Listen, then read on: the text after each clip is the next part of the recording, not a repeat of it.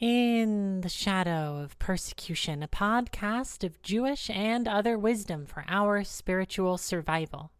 If you're here, trans or otherwise, Jewish or otherwise, if you are here, you're in the right place.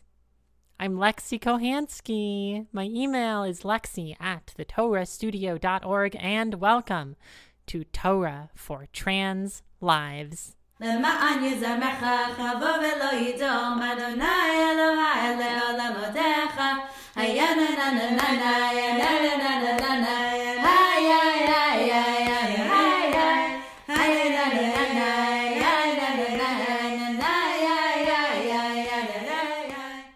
Hello, darlings. It's our second episode on the bi-weekly Parshas schedule, and I'm so excited to get to check back in with you. A couple folks actually reached out to me about the Yiddish group chat, and to be honest, I need to get back to you about that. But it's exciting to get some engagement, to be building a little bit of community around this podcast. And so in that spirit, I want to share with you a couple updates. One of the most exciting ones being, if you're watching the video, you could maybe see my nail polish. I discovered yesterday during the snowstorm the wonders of magnetic nail polish, where, like, I don't know, some pigment in the polish is magnetized such that, like, you paint it on and then you hold a little special magnet over your nail while it's still wet, and it gathers all the colored pigment into one place. And then there's like a cool, like, diagonal line of this, like, kind of spacey, shimmery yellow on the background of this, like, kind of cosmic blue. That's the nail color I'm currently sporting. So I had a lot of fun playing around with magnetic nail polish yesterday. And in other news, I've been working on my Yigal chickpeas recipe. If you don't know from the phenomenon of Yigal chickpeas, there's different stories about it, but basically, like, a lot of halachic Yigal Jews have, like, a lot of dietary restrictions, you know what I mean? So roasted chickpeas in olive oil with olives and maybe, like, one other vegetable and some lemons is, like, a generally inoffensive dish that, like, most people can have, and the tastes pretty good. So there's this thing that we call Yigal chickpeas. So I've been working on perfecting my Yigal chickpea recipe, and I think I made a significant step with it. Last week I tried making it and it basically burned in the oven. This week I think I did a pretty good job. The secret that I'm playing around with is I take a block of extra firm tofu, I drain all the water out of it, and then I grate it up into little shreds, and then I fry those little shreds in a pan, add a little bit of, like, flavor, like a soy sauce blend to the tofu, get it a little bit crispy, and then I throw it into the mix with the chickpeas, the olives, some onions, some carrots, and I let all that roast in the oven at 375 for 45 minutes, stirring, like, once halfway through. And I don't know, but it was a pretty big hit at the dinner that I went to, except that there was one person who can't eat soy. And I only realized that after I'd already made the dish. And, like, the whole point of Yigal chickpeas, as I said, is that everybody can eat it. No one's going to be allergic to Yigal chickpeas. But I made an Yigal chickpeas that someone with a soy allergy was allergic to. And I even, like, used gluten-free soy sauce so that the people who are gluten-free at the meal could eat it, but I messed up, so I apologize to my friend about that. But for the folks who could eat it, it's a very good recipe. So if soy is not a problem for you and your Shabbos table, try it out. Let me know your variations on this, on the Yigal chickpea phenomenon. Also last week, I went to an incredibly fun clown workshop at a lesbian bar in Brooklyn. It was so nice to just show up in a room and be extremely silly in front of, like, 12 people. We played a lot of games. We, like, had a little solo adventure where one of us would get up, sort of one end of the room, and, like, just do shit till the group laughed. And then we got to take a step towards the other end, and we had to keep going until we got to the other end of the room. It was a great time. Made a couple friends, and the clown who ran that workshop is B'sha'a Tova about to have top surgery, And Joel, the clown, has a top surgery recovery fund that they're trying to raise money for. And like, they didn't ask me to do this. Joel has no idea I'm doing this on this podcast. I have no idea if it's even going to make a difference, but they're trying to raise $3,500 for their top surgery recovery fund. Currently, they're at about 1.6. And, darlings, we got to do these mitzvahs. We got to support each other if we want to get closer to God and know God in our bodies. So it'd be cool if we could help Joel get a little bit closer to that 3.5K that they're trying to make it to. If you happen to live in New York City, Joel's putting on a whole variety show with a whole bunch of clowns in Brooklyn in a couple of weeks. I'll put the link to that in the event description. You can donate that way. I'll also put the link to the GoFundMe in the event description. You could donate directly. And let's, as we say, tizku lemitzvahs, let's help each other merit to do some of these mitzvahs that it's so important that we spend our energy and our time here on earth meriting. And support a clown who brings some amazing joy into the world and some amazing joy to the lesbians. Lord knows that we need it these days. And the last thing I want to share about my week last week is that on Thursday, I went to a virtual talk hosted by Eshel called Living a Religious Life as a Transgender Jew. It was a conversation between Rav Linzer of Yeshivat Chovevei Torah and a college freshman who's a trans man named Yaakov. It was like an hour and a half of like the two of them having like a kind of 70-30 one-sided conversation about, what it's like to try to engage in Jewish religious community as a trans person. A lot of the conversations centered around like, how do we deal with like Minyan, Yaakov, who's a trans man, a lot of stuff is coming up for him about like, do I count in the minyan? What if someone thinks I don't count? How do I deal with like visiting a community versus my home community?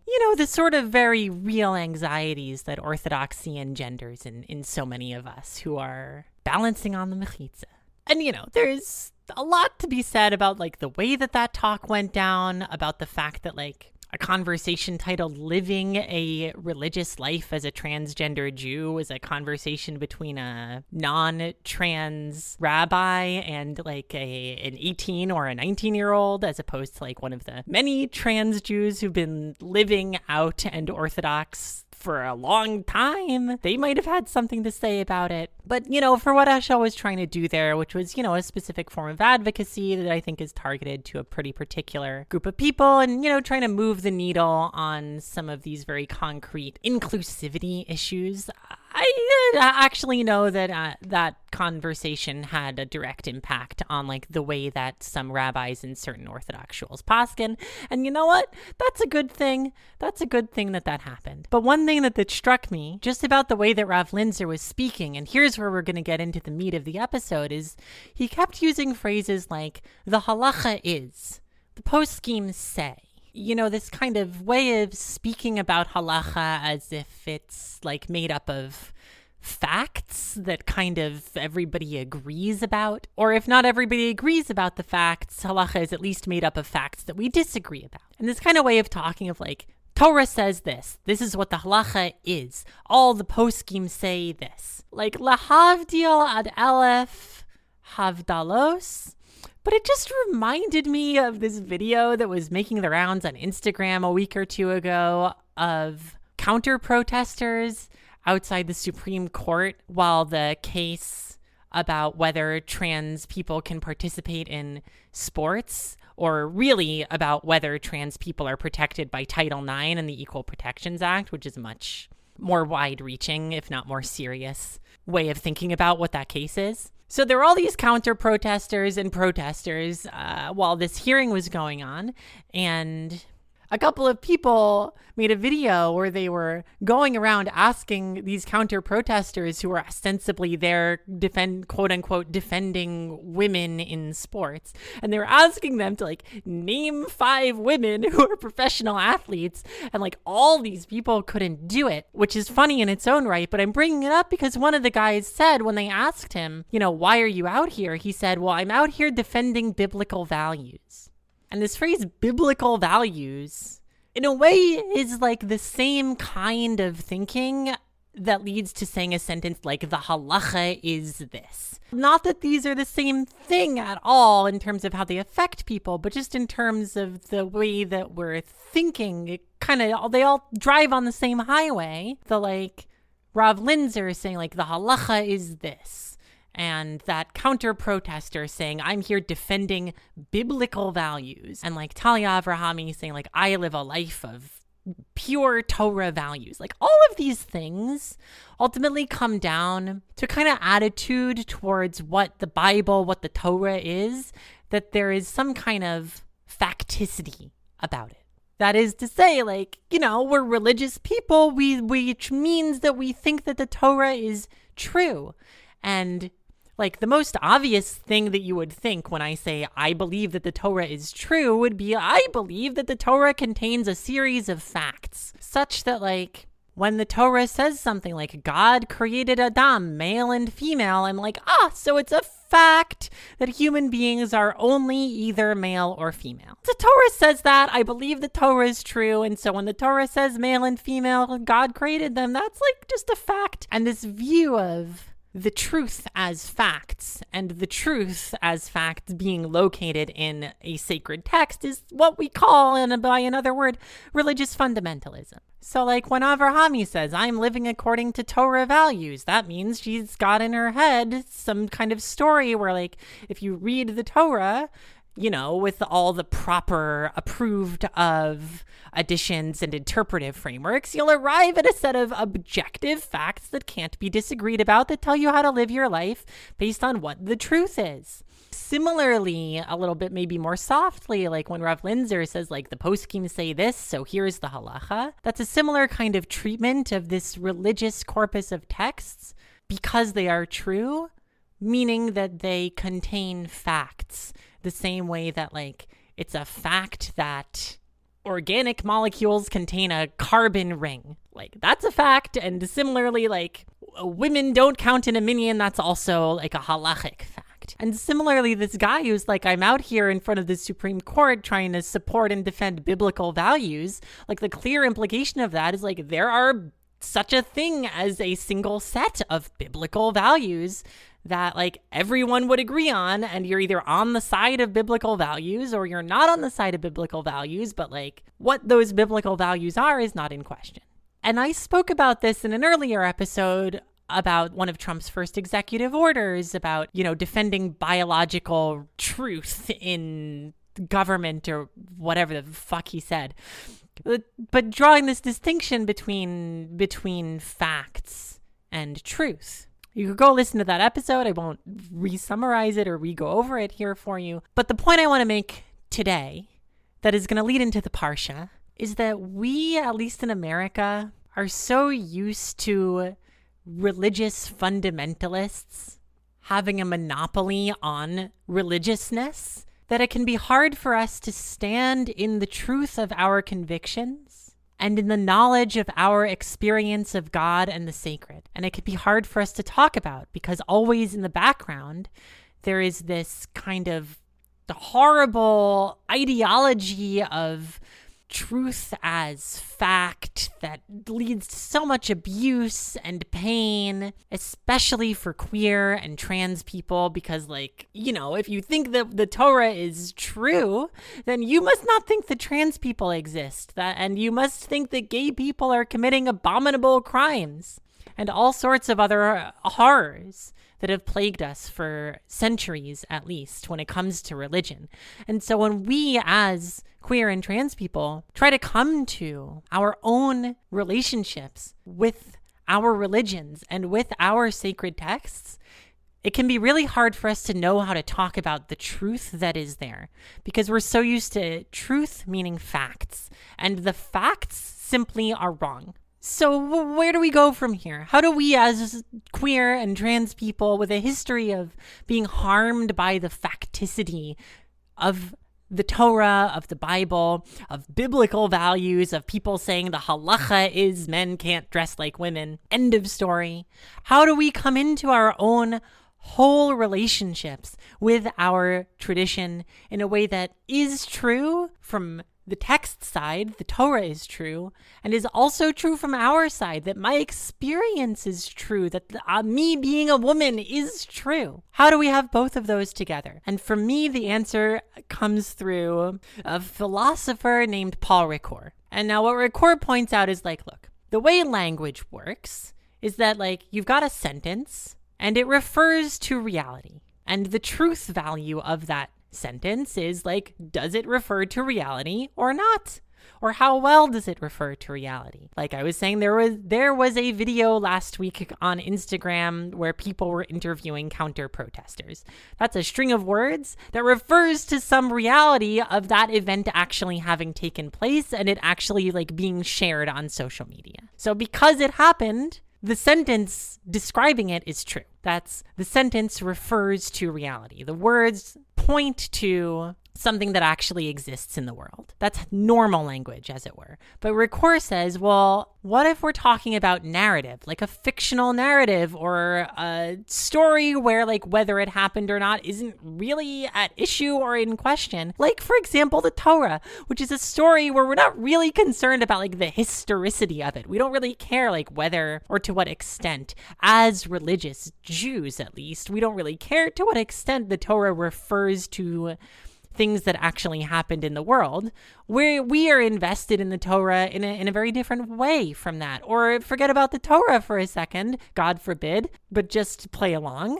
Like just a novel that you're reading. You don't care whether or not the novel actually happened. In fact, it's critical for its being a novel that it didn't happen, that the words in that novel do not refer to reality. But they're not really false. It doesn't really feel true to say like the novel is lying to you. That's not really the dynamic that's happening. You know, you're not reading Heated Rivalry to learn about this fascinating historical episode where two hockey players fell in love with each other. You're reading Heated Rivalry to have like an aesthetic experience and like immerse yourself in a story and just, you know, enjoy a possible world where this happened. And that's exactly what Ricoeur says, that when we're talking about narratives, the thing that the language of a narrative refers to is not reality as it is. It's to reality as it could be.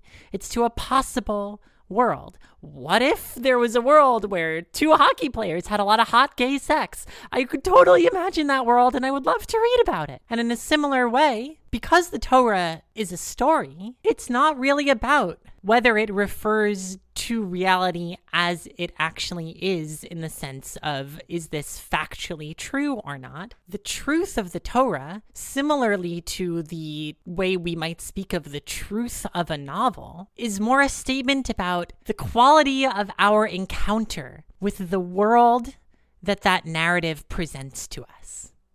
Can we imagine ourselves in it? What do we feel like when we picture those characters moving through these plot points and these experiences? What if my world that I live in has some features of that? What if I actually want to make my world a little bit more like the world that I'm reading about in this novel because it's so beautiful?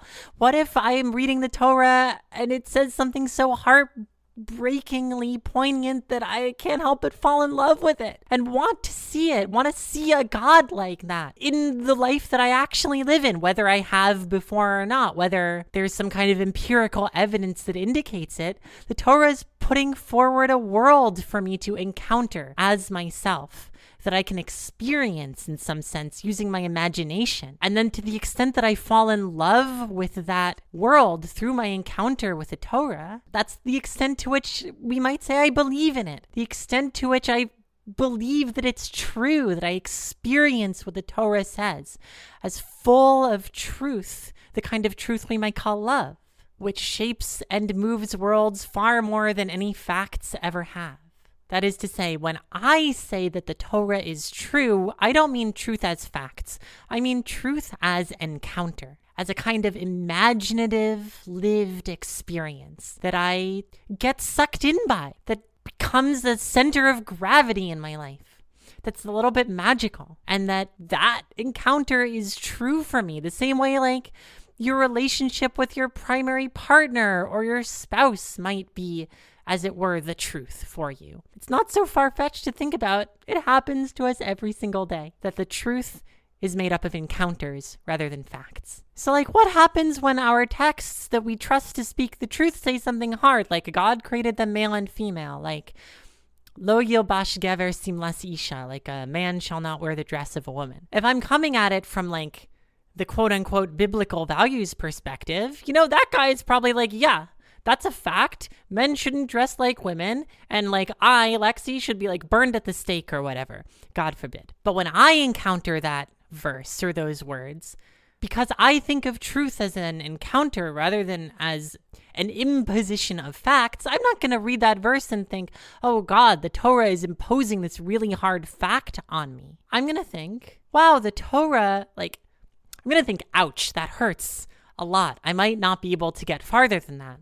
But if I am able to get farther than that, I can see that the Torah is facilitating a difficult encounter with something real. That is to say, rather than the fundamentalism of facts, I'm out here advocating for the fundamentalism of encounters. So like when the Torah says, male and female, God created them. That's like my encounter with that statement is so real. I grew up thinking yeah, there's binary sex, binary gender. There's only two options. I got to pick one of them. I guess I have to be a man. I actually said that sentence out loud to the person who really helped me figure out that I'm not a man. And you move through you find from the binary that actually things are a little more complicated than that. And then you're like, oh my God, they're a lot more complicated than that. And then you're like, oh, well, maybe binary sex and gender never actually existed in the first place, wherever that journey takes you. Just I think a lot of us as queer and trans people go through that kind of journey in our actual lives. We go through that same journey in the text. The text seems to put forward a binary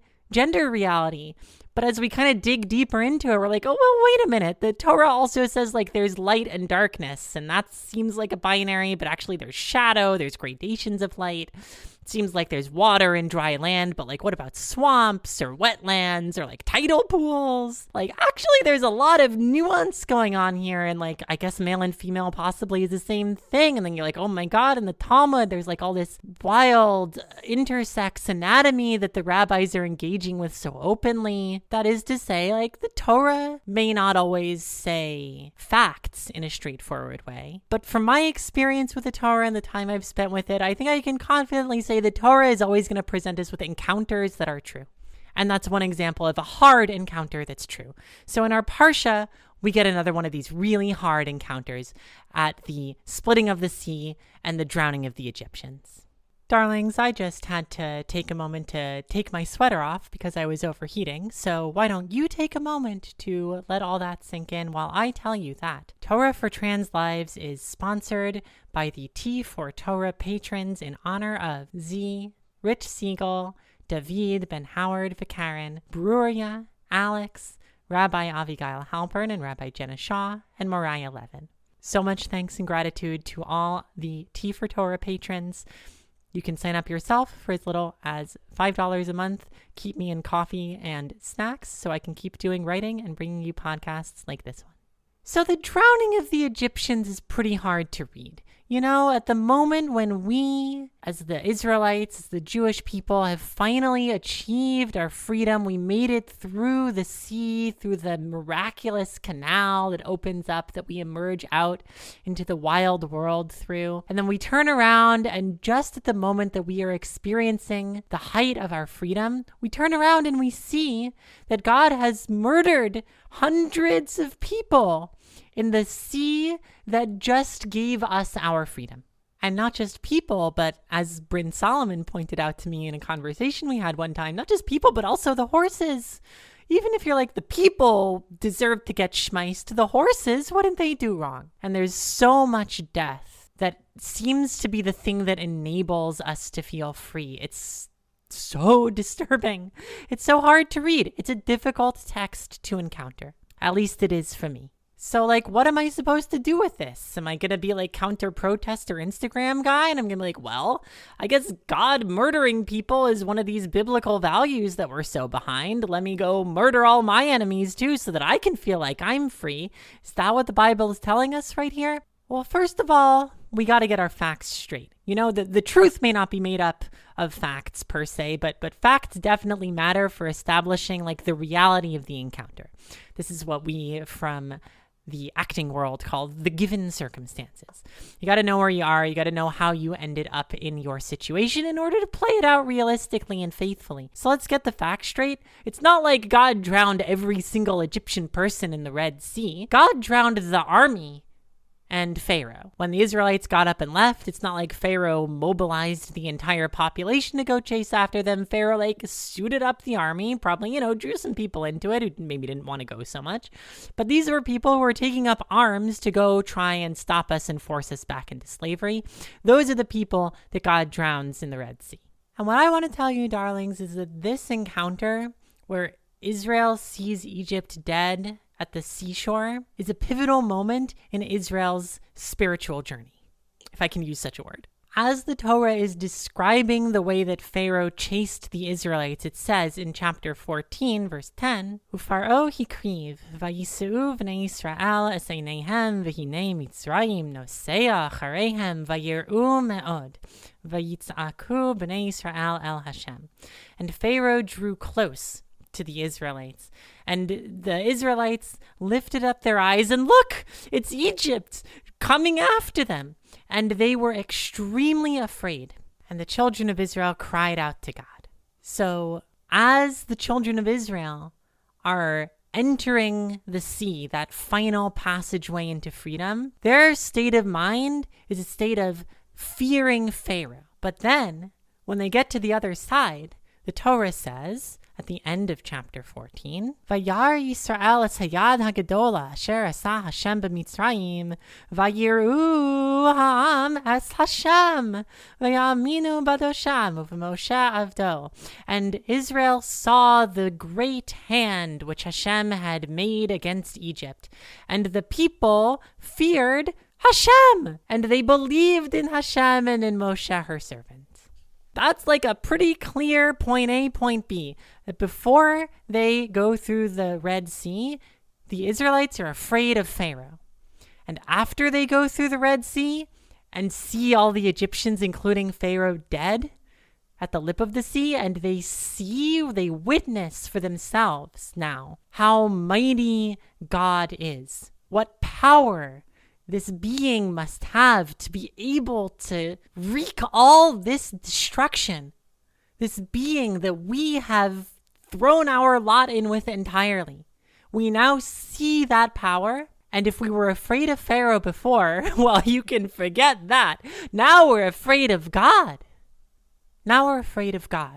So the encounter that the Torah is presenting to me as a reader in this moment at the Red Sea, I think the Torah is trying to communicate some kind of truth about the meaning of fear and about the meaning of being in somebody's power. For 400 years, the Israelites were totally in the power of Pharaoh. Actually, I think it's a little more complicated than that. Not like it was chattel slavery. They clearly had their own culture. They had their own region. There was some sort of internal hierarchical system of government with the elders, with Moshe and Aaron being able to kind of fit into something. In any case, they were totally in the hands of Pharaoh when it came down to it. And they were afraid of Pharaoh as the one who holds power over them. Perfectly natural. And the shift that happens when they make it to the other side of the sea and they see Pharaoh dead at the hand of God, it's well, we know what to do with the being that has total power over us. We're going to be afraid of God, and we're going to be afraid of what God could do to us. And by the way, not without reason. God many times threatens to schmeiss and destroy, obliterate, annihilate, exterminate the Israelites for all sorts of reasons as they're wandering through the wilderness. And thank God Moshe Rabbeinu intercedes for us at all of those moments, or God herself calms down about it. But I'm trying to think exactly the right way to say this, and I think this puts my finger pretty close to the point that the Torah's saying with this encounter that's very disturbing is some kind of disturbing truth that what is powerful is scary, and that in order to achieve freedom, we need to harness powers that may take us in directions we don't like, that we don't want, that we couldn't maybe even have anticipated. And also just that it's scary to commit. It's scary to realize that you have completely thrown your lot in with this other being. And now you're in it for the long haul, whether you like it or not. You might find things out about this person or this being you didn't really know before. You maybe wouldn't have signed up for if you'd have had second thoughts about it at least. And now suddenly you see this whole other side of this being, whether it's Pharaoh or Lahavdil ad elef havdalos, God, or whether it's a partner or your community or whatever it is, your gender, for God's sake. There's going to be stuff that's going to come up when you fully throw yourself into that both represents the incredible power that comes from committing to a thing that means something and that matters as much as God or a loved one or your real gender. But there's also fear that comes with that power. When I started transitioning, I remember my dad saying, "Oh God, Lexi, I'm so worried about how are you going to move through the world? What bathrooms are you going to use?" All this anxiety was coming out of him. And I was like, "Yeah, Dad, I'm scared of all that stuff too. But what can I do? I need to be happy. This is where it's at for me. I got to do it. And I'm sticking with it, even though at the same time I'm afraid." Because that's where the truth is. It's about, are you committed to having encounters that include the deepest truths that we can know in our human lifetimes? Or are you committed to something less than that? And on the topic of this kind of fear of power, it's not like it's only the ones who are harnessing the power who end up afraid, like the Israelites end up afraid of God. It's also the whole world ends up in some sense in the Torah's universe afraid of God because of what she did to the Egyptians. And I think it's that biblical values guy protesting trans rights in front of the Supreme Court. That guy's probably afraid of the truth that is represented by his encounter with trans people, by his encounter with the reality of gender diversity. I imagine that it scares him. It scares the shit out of me, that's for sure. But that's what's so good about it. That's what's so important about it. That's where the power is. And when you're that afraid of something, it makes sense. It's only logical and understandable that you should try to find some kind of safety. And for people who speak in terms of the biblical values of the halacha is X, that is a kind of safety of facts. Facts are comforting. They're one thing. You know it for sure. It doesn't change from day to day. Whereas the truth of an encounter, it's hard to get a hold of. It's slippery. It's so dependent and contingent on factors that some of them, but ultimately what happens in an encounter between you and someone else is determined by things that are just simply beyond human comprehension, let alone an encounter with God Almighty is beyond human comprehension. But at the end of the day, encounters are where reality lies. There is no reality without us encountering it, at least not from my perspective.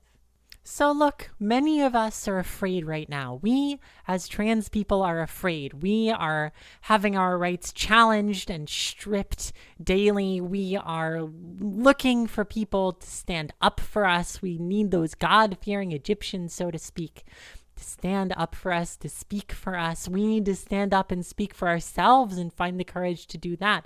And all the while, we need to figure out some way that we can stay committed to our encounters with the world as ourselves, to our ability even to encounter the world and other people as ourselves, because that is ultimately where our power lies. And we know that our power lies there because they are afraid of it. And maybe even we are afraid of it, afraid of transitioning, afraid of what it's going to mean for us, afraid of how much it might ruin or change our most precious relationships, our ability to travel, our ability to find employment. Transitioning is scary. So how do we react here? Are we going to take refuge in facts? But look, you can't just decide what being a woman means. It's not something you could read about in a book and the book says this is what a woman is and suddenly that's true.